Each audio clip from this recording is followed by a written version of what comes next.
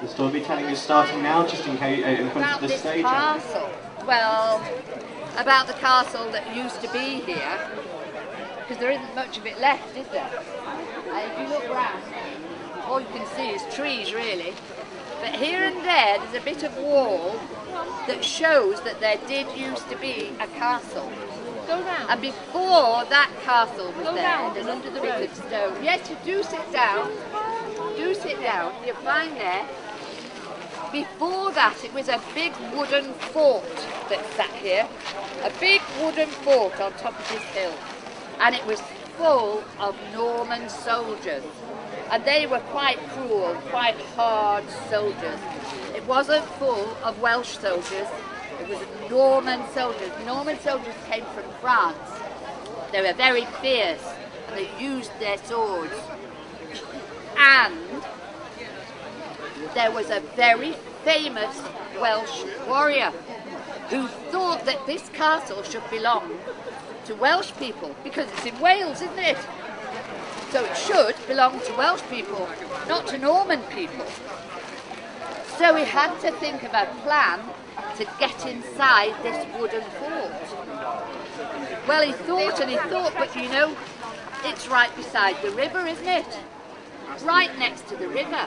So how can you get in somewhere if you've got to swim across the river first so everybody can see you coming? There was no way that he could do it. And he thought and thought, and he said to his right-hand man, that was the man that assisted him in everything, his best soldier, his best warrior, and also this man was called Llygad. Do any of you speak any Welsh? Benjamin? Do you know what a llygad means? Eye. The eye. He called this man the eye because he could see further than any man alive. And he said to a llygad, go climb that tree on the other side of the river and look down into the fort and see what you can see. Is there a way in? Can we get in there? So llygad went over the river, climbed the tree, and with his eye, that he could see further than anybody else, he looked down into the fort and he watched people come and go, and he saw that every time anybody went out, they locked the big gate behind them and then they pushed the key back through, so that the guard behind the gate always had the key. Only one big key, you see. Not like now where you can get lots of keys. One big key for the gate. And one of the people that was going to and fro was a very nice priest. Now, you know, in those days, the priest looked a bit like a monk. He would have had a hooded cloak. Yeah, you know, don't you, what I mean? And you. And he was going in and out all the time. So, yeah, in and out the gate. In to come in to say the prayers and do things. Out again after. And then the Lord Reeve said to the priest, wouldn't you prefer to have a Welshman in the castle? And he was lucky. He was very lucky because the priest was a Welshman too. And he said, yeah, but if I let you in, you'll have a horrible fight, and loads of people will get killed and die, and I'm not going to do it. And the Lord Reeve said, no, if you let me in, I won't kill anybody.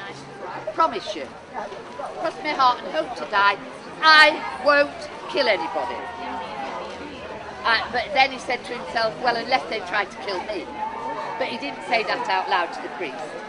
So he said, I will go in very peacefully if you open the gate for me. Don't lock the gate when you come out. Throw the key away instead of pushing it back through the door. So do you know what he did?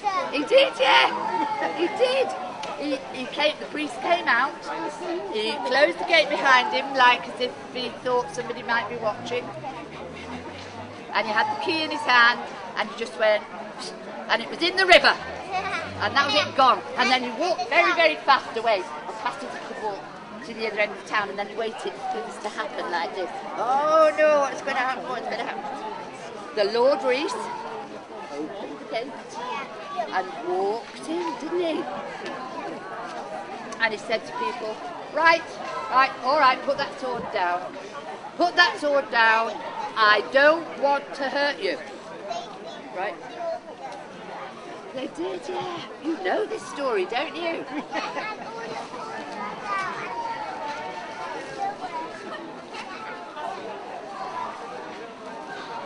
Yeah, I know. And so he said to them, if you want, you can go away and live somewhere else peacefully, and you can take half of your goods with you.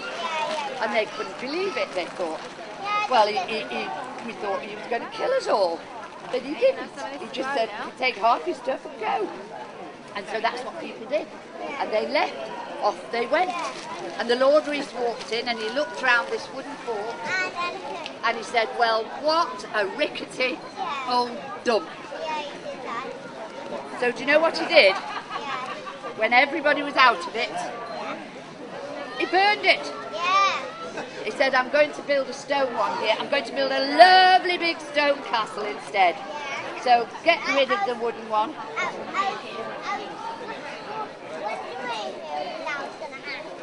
Did you? Yeah. Well, so he burned it down and he built a lovely stone castle.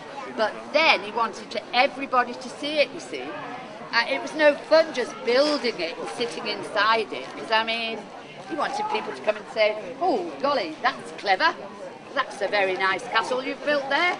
But nobody used to come very much, you see. So he thought, I know what I'll do.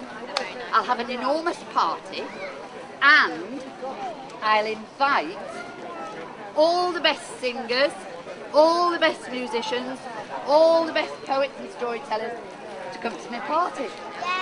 So he sent riders out all over, to England, to Ireland, to Scotland. From England, yeah. So, and he sent these riders out and they brought all these people back for a competition. And they all sang and said poetry and told stories. And some of them won prizes. And do you know what the prizes were?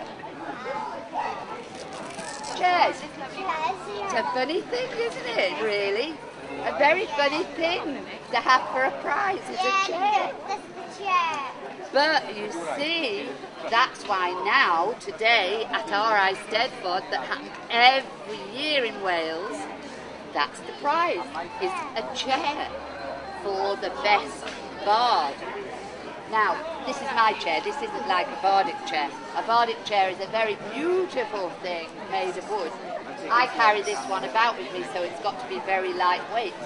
I walk around with it on my back like a turtle, you know?